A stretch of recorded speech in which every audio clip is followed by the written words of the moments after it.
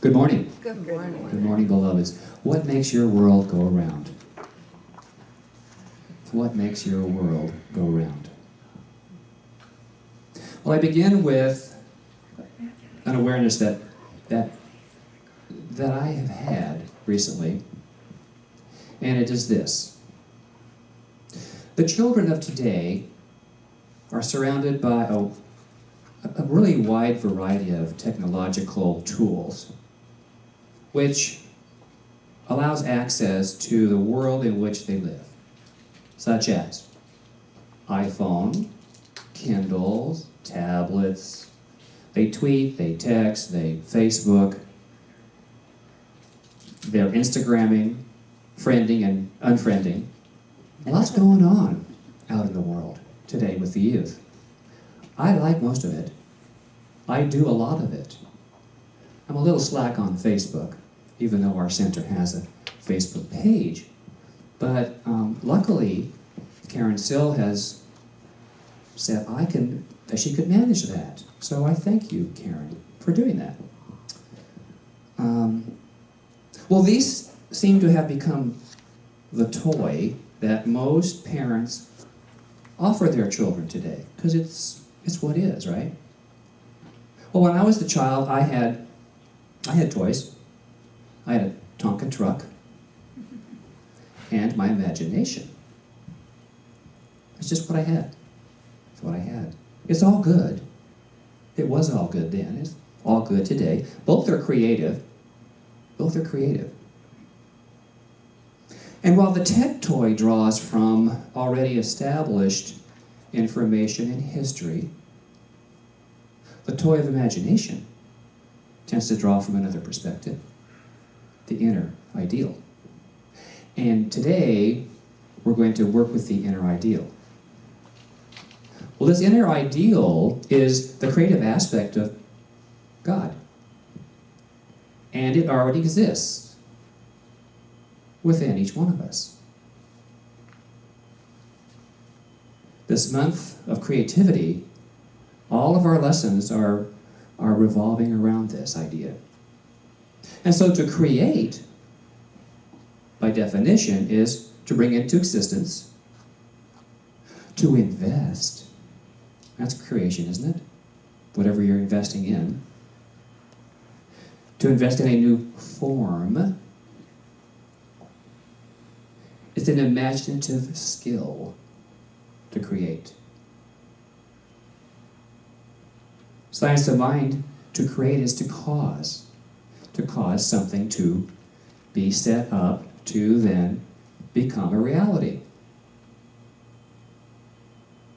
There's all kinds of belief in the world about what causes things, experiences, dis-ease. One that I don't believe in, there are several, but what I'm going to note today is, I got really cold. My body got really cold, so I caught a cold. You did? Okay. That's a belief. That's a belief. It's just what it is. It's a belief. Now, you may have other issues going on that maybe you need to have a little better nutrition while you were cold. But those are all beliefs. So today we get to explore the creative aspect of spirit in our lives and maybe discover what makes your world go round. If we say we believe there is something greater than the world we see around us, if we say we believe there's something to be God, and if we then say we believe God to be divine wisdom, love, joy, and ever-present as all life, that you and I are expressions of this life, and that this life is a creative aspect of spirit forever evolving by means of us, then our life is the result of a divine idea, caused out of the creative aspect of God. And then we get to experience a world which revolves around us. That's how it works. I believe. That's my belief. Those are my words. So in other words, you and I are the facilitators of our own experience.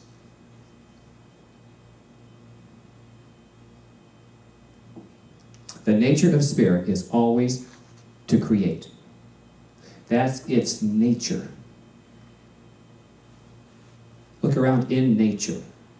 Trees grow when properly nourished. We grow when properly nourished. And how do we do that? By reminding ourselves of who we are. When we forget, we tend to die. We tend to diminish ourselves. We tend to shut down.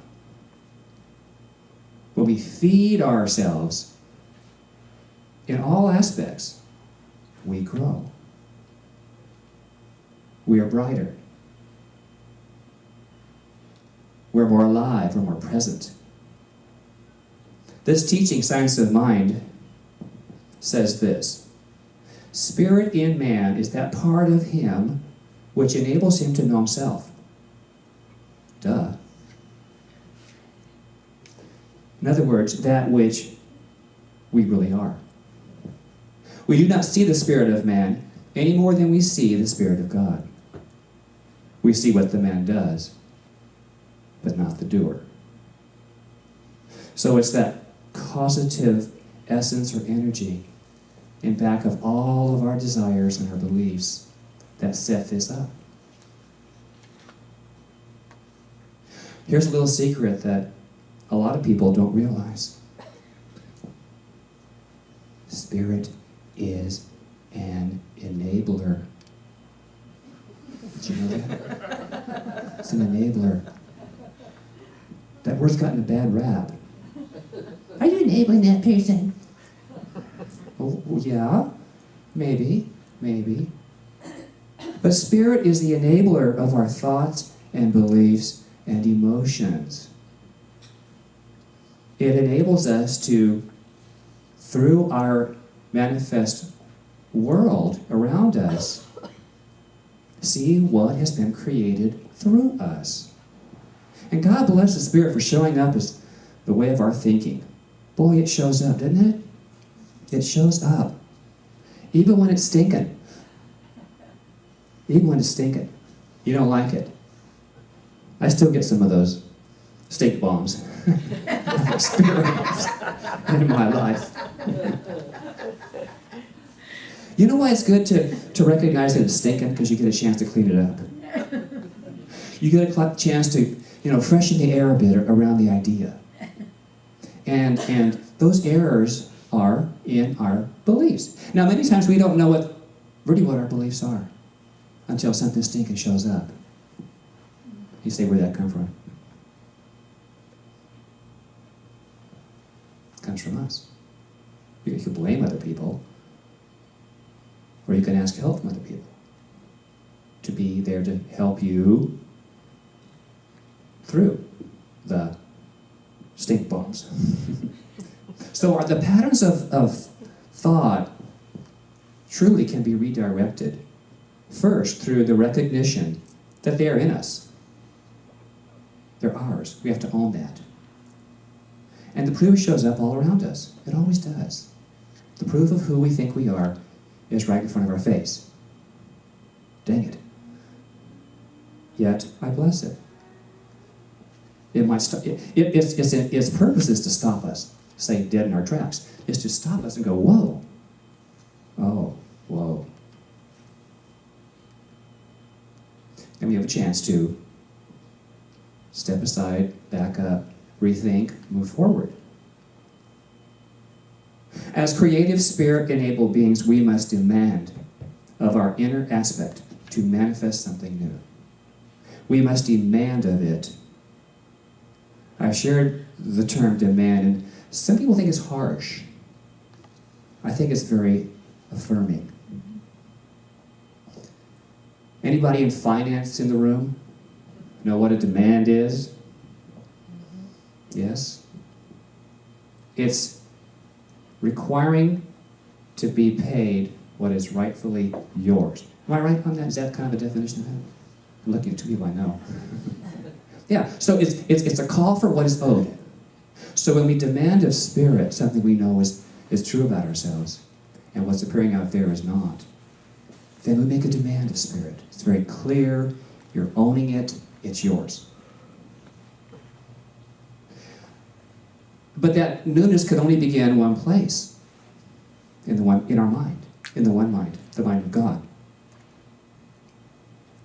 For it's always in this place in which we live and move and have our beingness. So, I invite you to put a name on the life you deserve. Name it, claim it.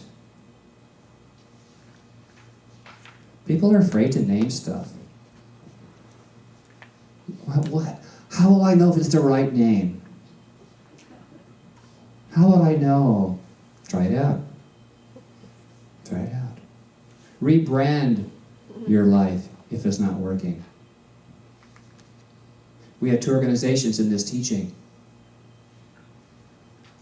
We had United International Centers for Spiritual Living.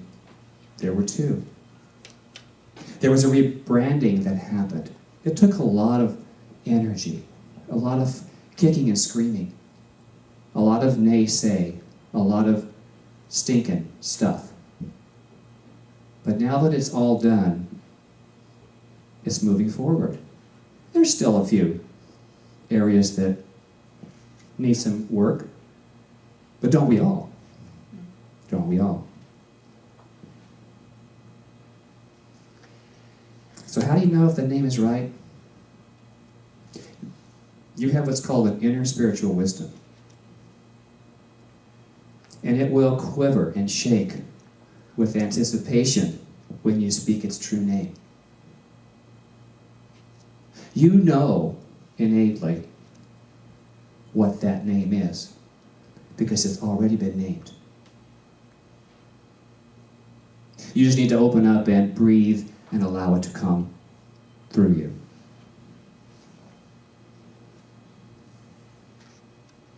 So it's time for us to make a claim. What makes your world go round? What are we naming and claiming for ourselves these days, for our lives? Are we, as the old saying goes, hiding our light under a bushel? Sometimes. I still do that sometimes. But with the teaching and the understanding and the awareness, I catch myself sooner and sooner all the time. In the Science of Mind, the textbook, it tells us, refuse to think of failure or doubt. Refuse to think of failure or even doubt your own word and your own power. Don't doubt your own power.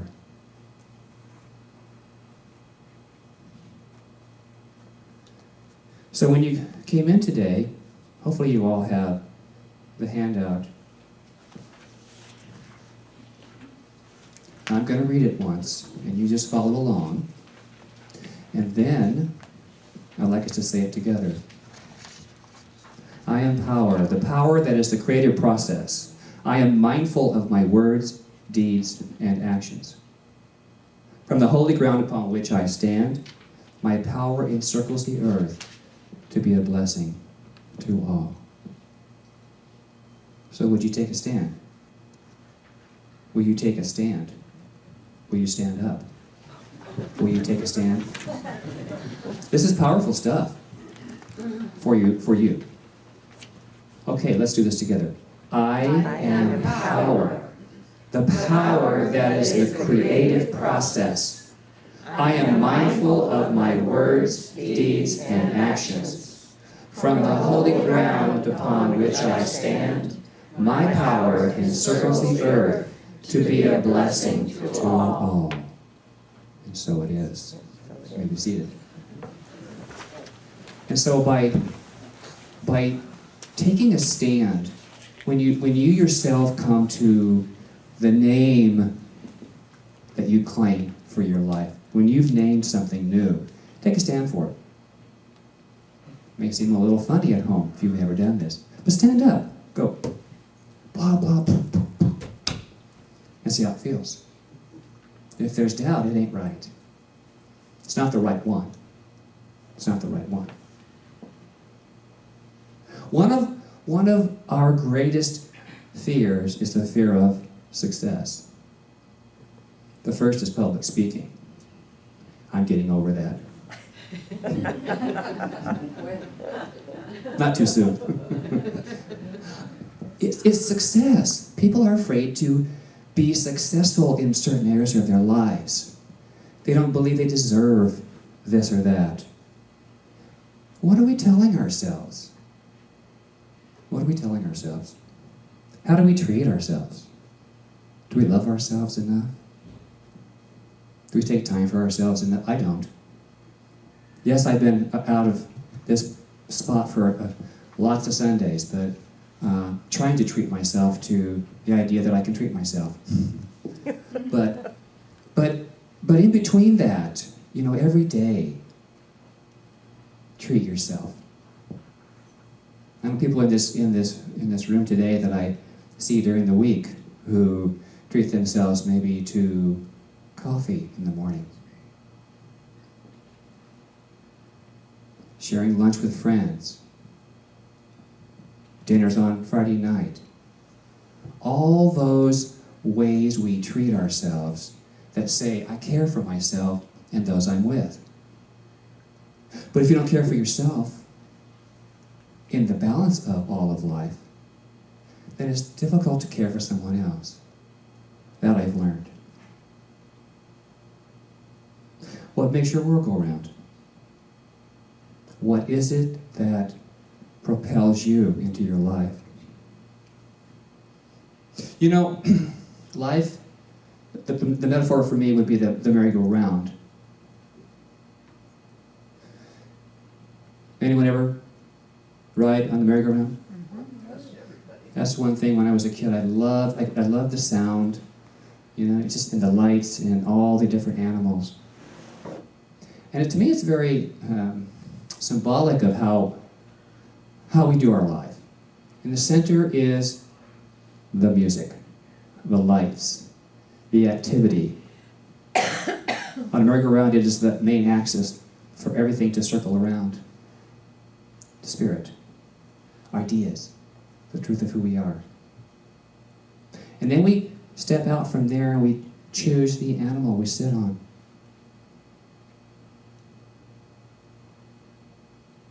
And as I remember, there's not just one row of animals, there's about 3.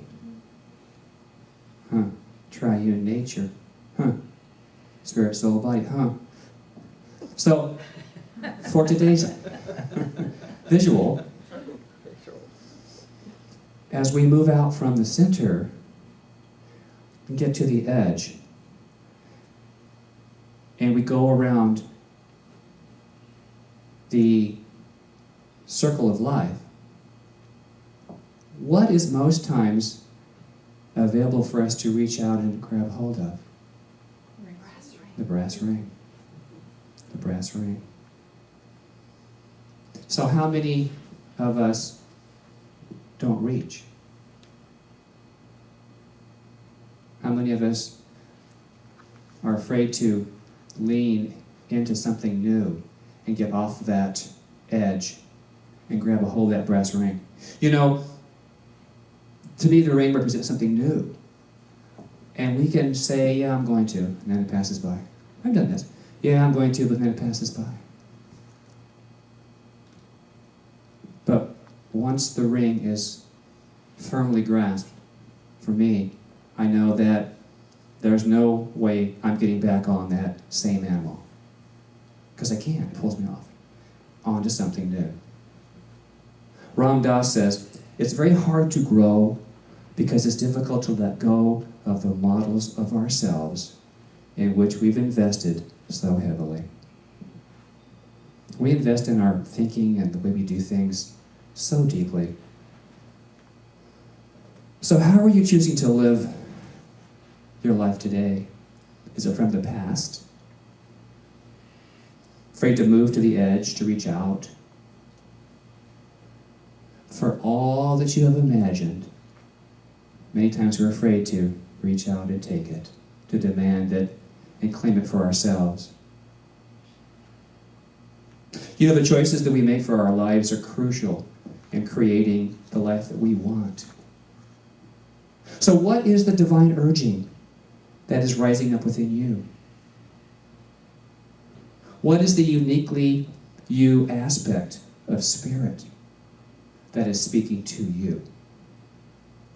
Close your eyes just for a moment and ask yourself, what is that I am uniquely desiring to express right now?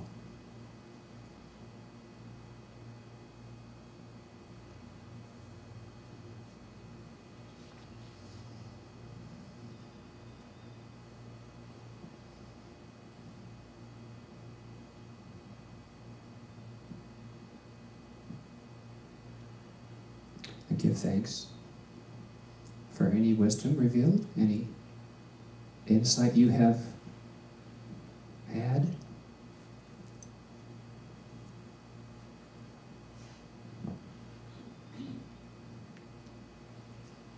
When you're ready, open your eyes and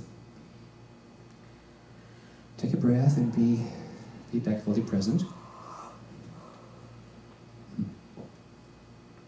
You know, this teaching, The Science of Mind, is one of the most brilliant compilations of spiritual truths.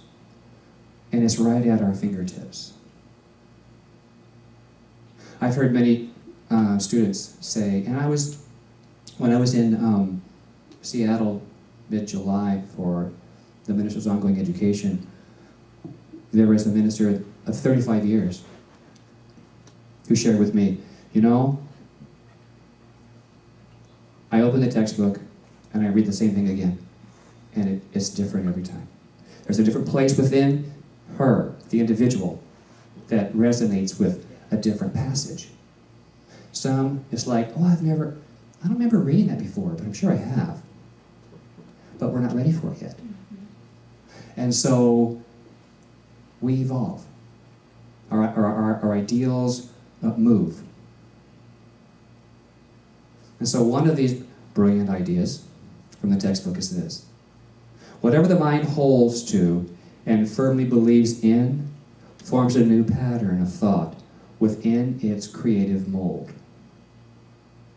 As whatever thought is held in the mind tends to take outward form in new creations. This is the secret, and the whole secret, of the creative law of mind. That it creates new forms out of the mold of our mind. What makes your world go round? Only you know the answer for yourself. So, beloveds, listen to that inner wisdom. Be open to hear the wisdom. Sometimes we don't hear it. Even though we've maybe heard the words, we don't really hear it. And remember, talk to yourself like you would to someone you love. Talk to yourself like you would to someone you love.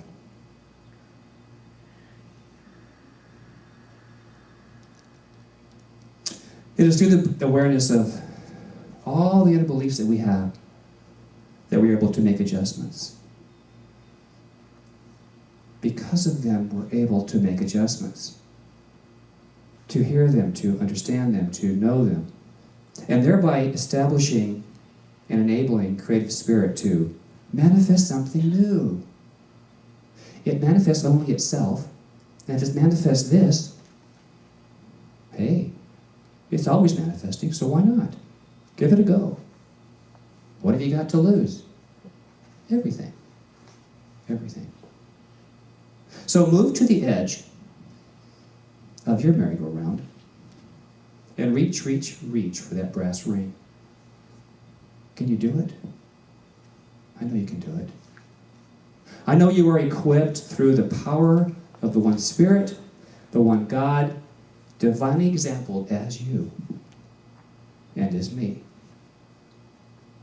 And so it is. Namaste.